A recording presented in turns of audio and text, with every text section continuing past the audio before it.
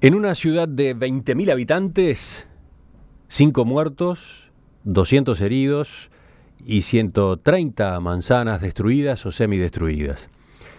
Ese fue el saldo que dejó el tornado que el viernes de tarde golpeó a Dolores, en el departamento de Soriano. Varios vecinos reclamaron ante las autoridades porque no habían recibido advertencias de que pudiera ocurrirles un fenómeno climático tan extremo. Por otro lado, algunos expertos mencionaron la posibilidad de que pudiera darse un nuevo tornado en los próximos días. En fin, los hechos del viernes, sumados a las lluvias y a los temporales que afectan al país, han generado preocupación y muchas preguntas. Vamos a tratar de plantear algunas de ellas, vamos en busca de respuestas. Para eso hemos invitado esta mañana a Madeleine Renon, que es doctora en Ciencias de la Atmósfera y los Océanos, profesora adjunta del Departamento de Ciencias de la Atmósfera en la Facultad de Ciencias de la Universidad de la República. Profesora Renon, buen día, gracias por acompañarnos. Buenos días. Para empezar, ¿qué le parece si definimos qué es un tornado? Bueno, antes de ir al tornado, vamos a lo que puede generar el tornado, porque es una supercelda convectiva, es una célula de tormenta dentro de la gran tormenta o convección, que puede generar o no lo que es el tornado, que es un fenómeno muy chico, lo que le llamamos fenómeno mesoescala, que tiene un impacto espacial y temporal muy corto, o sea, porque eso están relacionados. De hecho, el tornado es un evento muy violento, pero de haber tocado, no sé, de dar 5 o 6 minutos, no más que eso, y con una trayectoria que es imposible de pronosticar, ¿no? Entonces, dentro de esa célula, o supercelda que se le llama, se podría formar lo que se llama un mesociclón, que desde la base de la nube, son nubes que uno lo puede ver, tal vez recuerden en lo que generó después el tornado en Juanico, hay muchas imágenes de esta supercelda que venía por el Río de la Plata, es como una gran nube circular. Bueno, adentro de eso se puede generar un tornado. Que es una columna de aire. Es una columna de aire con una diferencia de presión muy grande, es como un embudo, ¿sí? Es como un sacacorcho que va aspirando y con vientos que rotan, o sea, no son vientos horizontales, por decirlo de alguna manera, sino que van teniendo una curvatura y son muy intensos. ¿Y por qué se forman? Bueno, eso es, en principio, tengo que tener este gran choque de masas de aire, una cálida y húmeda contra una más fría y seca, que eso empieza a generar, las masas de aire no se mezclan, sino que empiezan, cuando se chocan, empieza un ascenso, ese ascenso genera convección, a veces si esas diferencias son muy grandes y empieza a generar inestabilidades en la atmósfera, permite un gran ascenso y genera estas nubes de tormenta que son los cumulonimbus, y que a veces se asocian y se agrupan o se organizan de tal forma que generan esta supercelda adentro de esa célula de tormenta y pueden generar el tornado, que es un tubo de vórtice que se genera dentro de esa nube que empieza a tener una cierta inclinación. Cuando toca tierra es que se forma el tornado. Hay veces, habrán visto muchas imágenes también de que se genera ese tubo de vórtice que se diluye y no llega a tocar superficie. O sea que no se forma tornado, por decirlo de alguna manera. Así que, por lo que usted dice, una vez que se forma la columna, una vez que se forma el germen del tornado, en ese momento es muy difícil saber para dónde va a ir y cómo va a evolucionar. No, primero, después de formada esta supercelda, que a veces son, no sé, 40 minutos, en 40 minutos tiene una evolución realmente muy rápida. Ahí adentro se van dando ciertas condiciones dinámicas, por decir de alguna manera, que son muy rápidas, y de ahí a que se forme el tornado, realmente no se sabe si se forma en 5 minutos, 2, el tornado para que toque tierra, ¿no? Y cuando se forma, tampoco es fácil saber para dónde va. No, la trayectoria es imposible, acá y en cualquier parte del mundo. Lo digo pensando en algunos de los videos caseros que todos vimos este fin de semana en las redes sociales. La gente estaba grabando con sus cámaras y no se imaginaba que eso pudiera venir a donde derecho. estaban ellas, ¿no? Sí, no, porque en realidad no sabes, o hay veces, se ha visto muchos videos, filmaciones profesionales, donde uno parece que viene hacia uno y de repente tiene un cambio muy brusco de dirección y de repente se disipa. O sea, se disipa es que ya deja de tocar tierra, sube y se traslada el ¿Y sistema. el diámetro del tubo qué tamaño puede tener? No, unos 200 metros, 300. Son fenómenos de una escala muy chica. Ajá. Ese diámetro es lo que importa para medir digamos, la zona que puede barrer, ¿no? No, bueno, ese es el diámetro interno, por decir de alguna manera. Después, obviamente, hay vientos fuertes en todo alrededor, no sé, no más de 100, 120 kilómetros, 120 metros, perdón. ¿Cuál es la escala? Existe una escala, ¿no? Para medir la intensidad de los tornados. Sí, va de 0 a 5, ¿sí? Y que se estima, digo, porque no hay mediciones reales de que de Dolores estuvo cerca en el 3, o sea que fue un tornado de intensidad media, por decir de alguna manera, que es mucho para... ¿En función de qué se mide? ¿Cómo se Y eso en puntúa? función del viento, De la velocidad del viento que alcanza, que se estima que anduvo cerca de los 200 kilómetros más o menos por hora. Para Uruguay, para esta región, es bastante intenso. Obviamente en Estados Unidos, en el famoso corredor de tornados, hay tornados de escala 4 o 5, mucho más frecuentes. Perdón, ¿esa velocidad cuál es? ¿La velocidad a la que está girando el aire ahí está. adentro del tubo? Ahí está. Sí, la velocidad, digamos... No es la velocidad a la que se desplaza el tubo. No, es la velocidad circular, digamos, por decirlo de alguna manera, que genera el tornado. Un comentario que se escuchó mucho en estos días fue: esto nunca había pasado en Uruguay. Sin embargo, yo recuerdo varios casos, ¿no? Y repasando antecedentes, ayer, ordenando datos para la entrevista, aparecían dos particularmente comentados, en fin. El de Fray Marcos, Florida, en el año 1970. Fue muy intenso. O el de Juanicó en Canelones, en el año 2002, ¿no?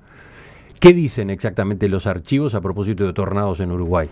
El tema, el SINAE de hecho tiene una base de datos donde como nosotros no tenemos instrumental para medirlo y cuantificarlo científicamente, vamos a decir de alguna manera, lo que se recurre es a información de gente que ve o información de los diarios, de la prensa, etcétera.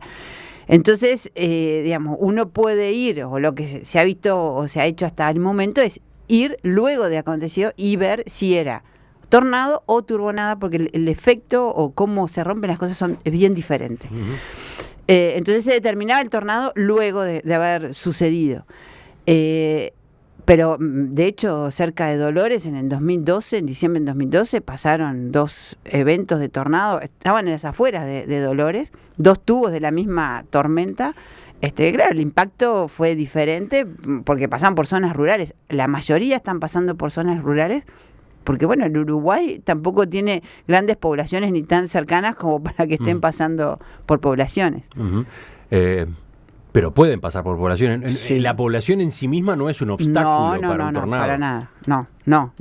A ver, pasó por Dolores porque, bueno, tenía que pasar, pero capaz que se corría, no sé, 3 kilómetros, 4 kilómetros para algún lado y ya no pasaba por... Pero no es que no pasan por las ciudades, no es una condición, digamos, física, dinámica, que uno diga por las ciudades no van a pasar.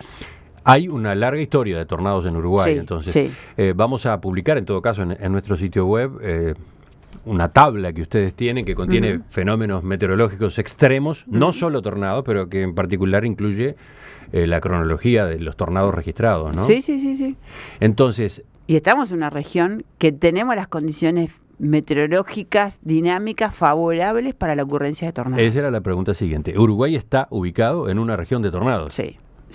Sí, a nivel mundial está, bueno, Estados Unidos, las provincias de Estados Unidos por excelencia, digamos que tienen mucha frecuencia y están hacia donde se mira en la región para aprender cómo actuar y entender los fenómenos.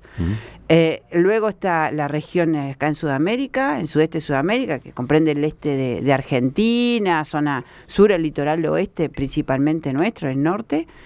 Y después una región en el sudeste asiático que también se genera luego de los Himalayas, porque precisas ciertas condiciones, digamos, hasta orográficas para que se den estos corredores de tornados. Ya que apareció mencionado Estados Unidos, vuelvo sobre la pregunta inicial, ¿qué es un tornado? ¿Cuál es la diferencia entre un tornado y un huracán? No, las escalas son bien diferentes. Un huracán es un fenómeno de grandes dimensiones, ¿sí? De 400 kilómetros, con lo cual la formación lleva otro tiempo, ¿sí? Acá hay una relación siempre escala espacial-temporal, ¿sí? Entonces, el huracán yo lo puedo ir monitoreando, lo puedo ir siguiendo y tiene una predictibilidad mucho mayor y sé por dónde va a pasar o por dónde espero que entre y hasta que se debilite, pero son grandes regiones. Un tornado, ocurre en breves minutos y la predictibilidad es prácticamente nula. Entonces, volviendo a la ubicación de Uruguay en esta región de tornados, ¿cuál es dentro del país, a su vez, la zona más proclive? Y todo el litoral oeste. El litoral, básicamente suroeste y litoral oeste. ¿Por qué? ¿Qué condiciones se dan en esa zona para que puedan provocarse los tornados? Bueno, ahí ya tengo digamos, el choque de estas masas de aire y la generación sin caer en nombres más técnicos que generen más paranoia, pero bueno, es también una región donde se forman los ciclones extratropicales, ¿sí? O sea que tienen después un desplazamiento hasta el sudeste y pueden generar células convectivas dentro de esos. Apareció otro concepto, ciclón. Bueno, sí, el ciclón es una baja presión. Hoy estamos, esta situación de hoy se está profundizando un ciclón extratropical, digamos, porque estamos fuera de los trópicos. Que es muy característico también de la región.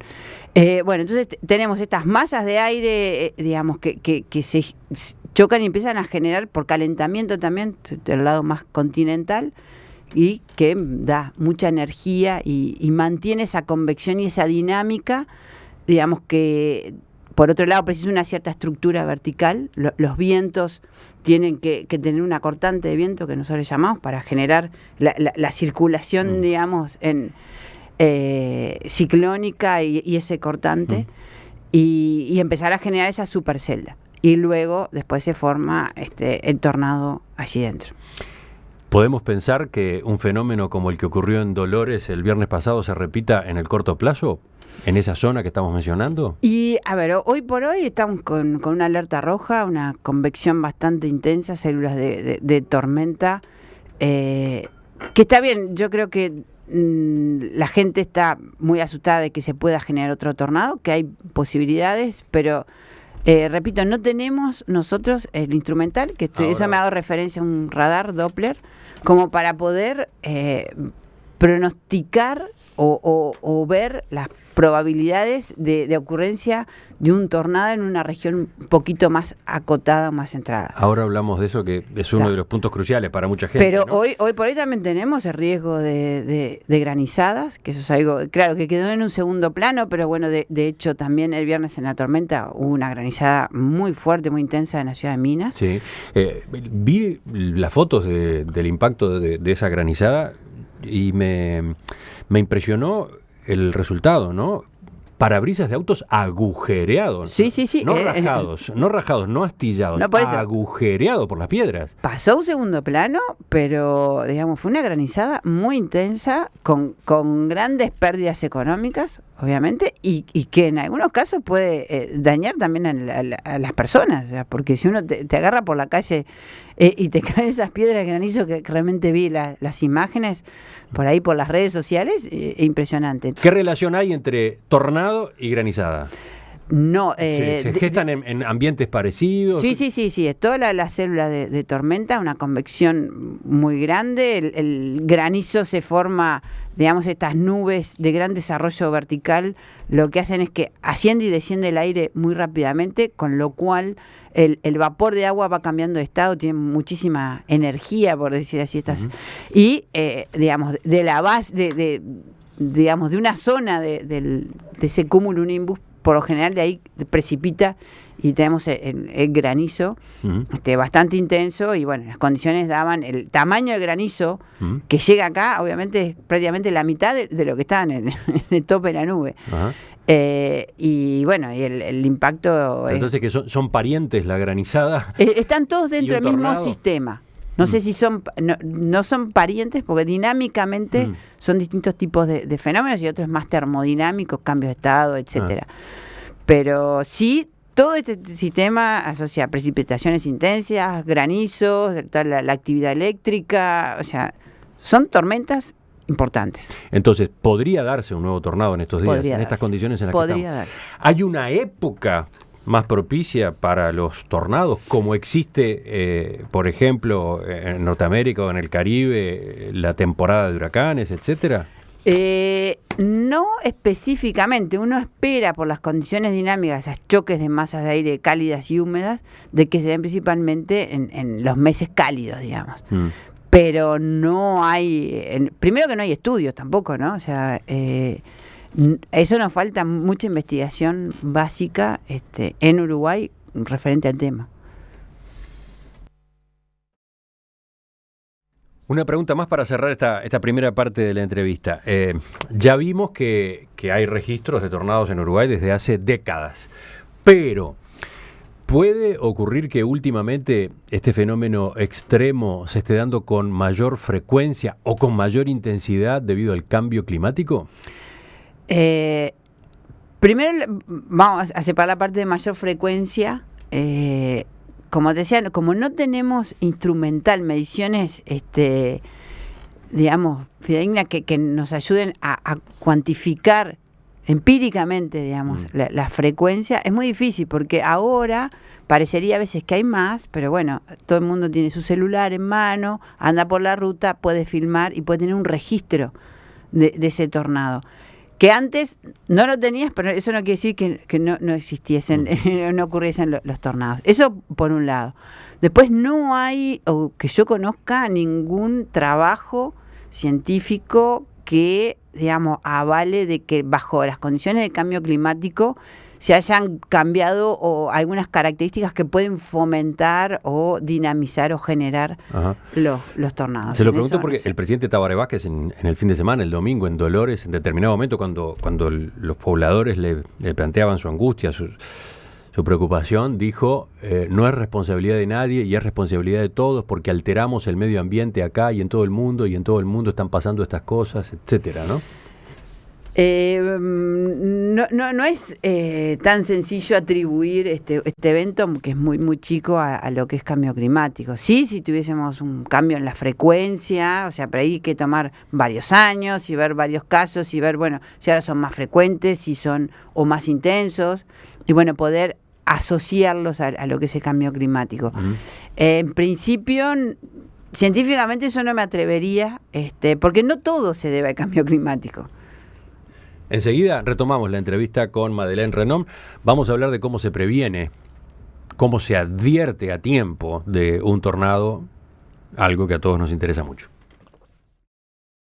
El tornado que golpeó el viernes la ciudad de Dolores, provocando la muerte de 5 personas y cuantiosos daños materiales, generó además una conmoción fuerte entre los uruguayos y dejó planteadas varias interrogantes sobre fenómenos como este. Por ejemplo, si estamos en zona de tornados, por ejemplo, si es posible pronosticarlos, cómo y con qué anticipación.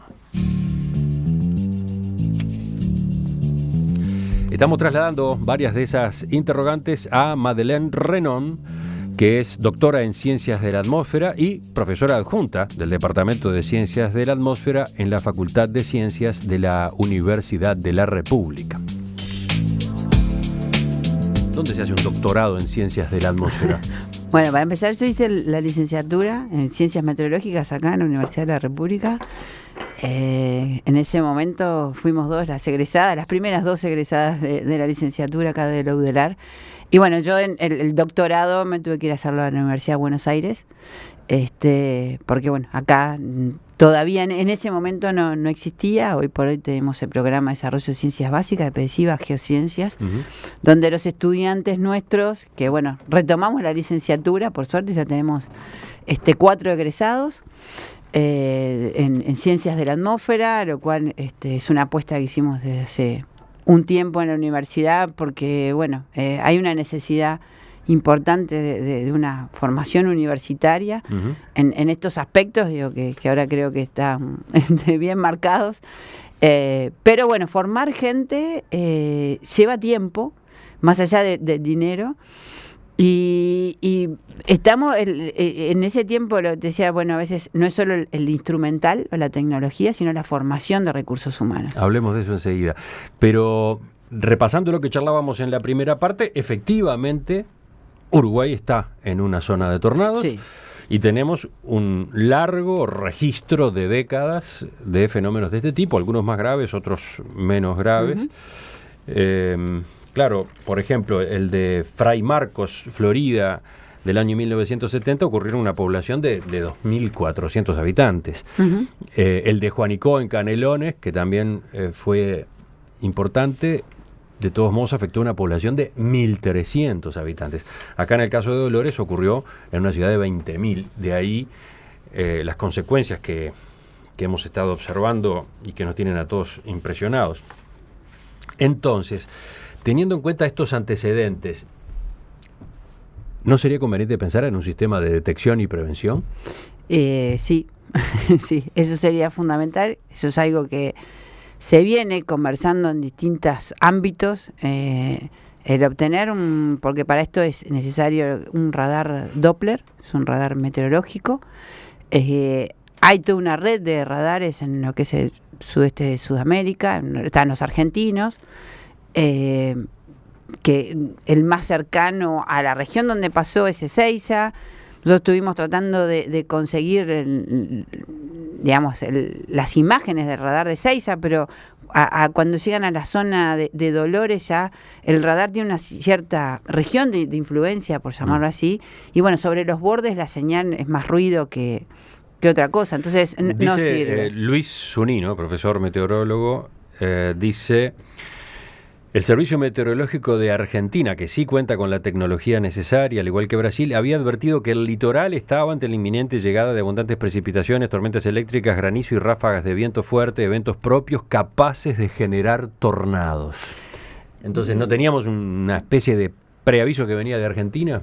Primero, desconozco si Argentina había emitido una alerta, y segundo, lo que menciona, o sea, que tampoco sé si acá había alerta en la región, pero si se emite una alerta naranja, como está hoy, uno lo espera por tormentas. Lo que no hemos es educado a la población de que, porque la población no sabe que dentro de esa tormenta puede ocurrir granizo, etcétera, y hasta la formación de un tornado.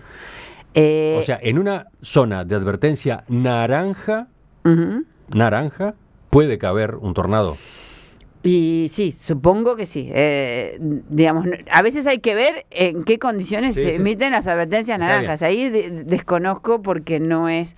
Pero igual, de todas formas, para constatar, son fenómenos muy chicos. No nos podemos basar en una advertencia que emite el Servicio Meteorológico Argentino para su región, obviamente, ni Brasil, como también surgieron algunas advertencias desde Brasil o desde esta empresa Metsul, que realmente emite muchas advertencias hacia Uruguay, pero realmente en Brasil no es una empresa muy conocida. Hay centros realmente muy importantes. Entonces, usted dice, lo primero es necesario tecnología. Uruguay tiene que incorporar un tipo de radar. Radar Doppler. ¿Uno? En principio yo creo que si se asocia con la red de radares que existen en Brasil y Argentina. Son equipos muy costosos. ¿De qué orden? Y del orden yo estimo de un millón y medio de dólares. Más la infraestructura, más hay que contabilizar el mantenimiento, porque para no comprar instrumental y que después no se tengan los recursos para mantener. Hay que formar gente, ¿sí?, que realmente sepa interpretar y analizar y sacarle jugo a esa información. Y, digamos, el tema es, bajo qué órbita se instalaría o de quién dependería. Supongamos que existe ese radar Doppler. Que no solo es para tornados, Ojo, el radar Doppler lo que hace es como un escaneo, digamos, una tomografía en la vertical de la tormenta, por decir de alguna manera. Entonces, supongamos que existe. ¿Con qué capacidad se cuenta a partir de ese momento de avisarle a la gente de que en tal lugar puede caer un tornado? Que en tal lugar va a caer un tornado, eso no, ni acá ni con 18 radares Doppler, ¿sí?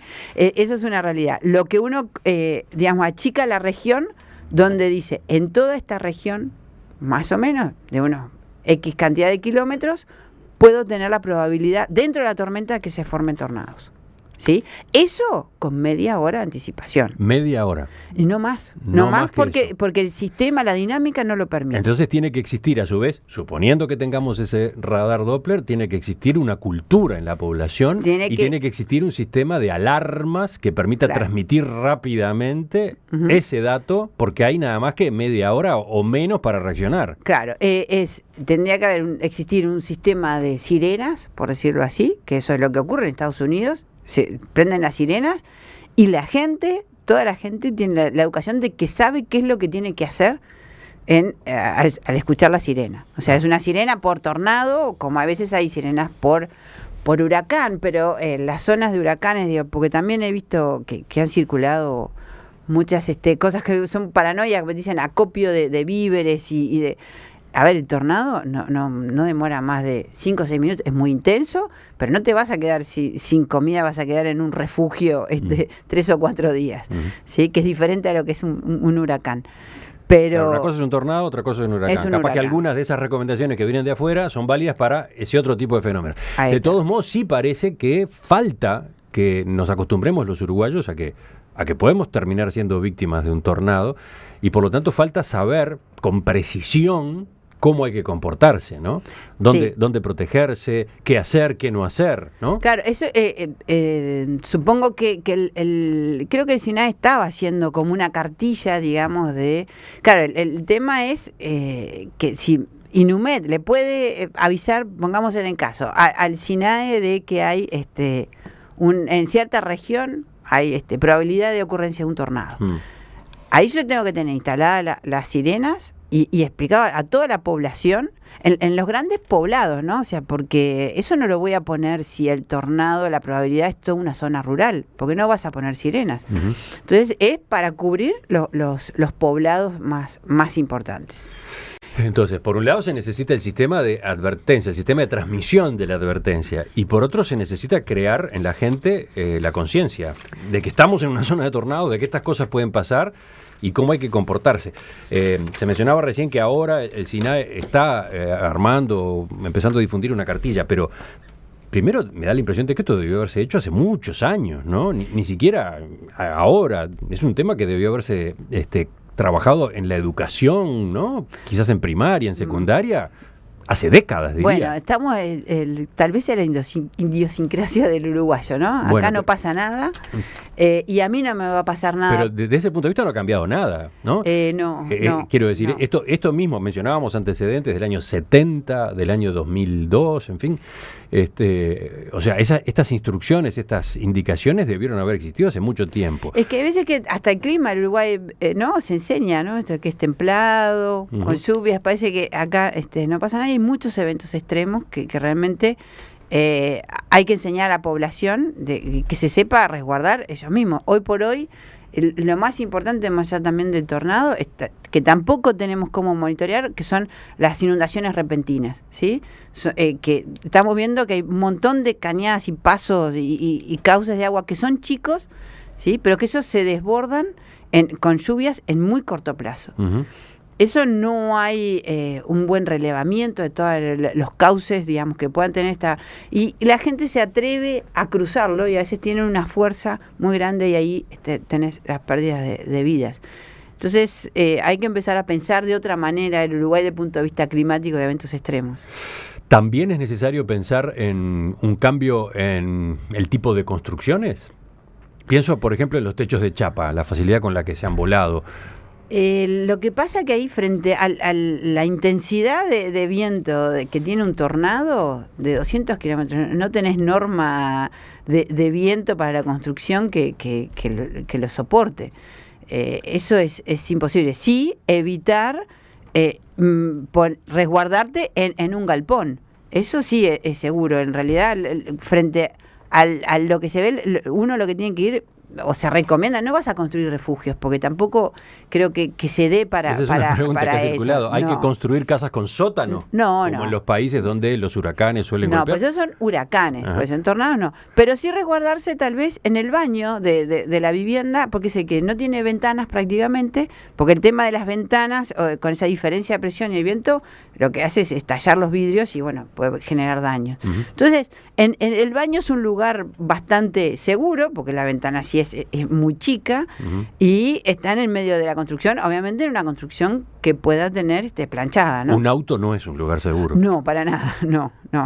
No, porque digo, también, más allá del tornado, ¿no? Frente a estas tormentas, pues tenés mucha actividad eléctrica y bueno, a veces, digamos, tenés rayos, caídas de rayos, hay muchas cosas para prevenirse y que, bueno, cada uno tiene que ser también responsable de sus vidas, ¿no?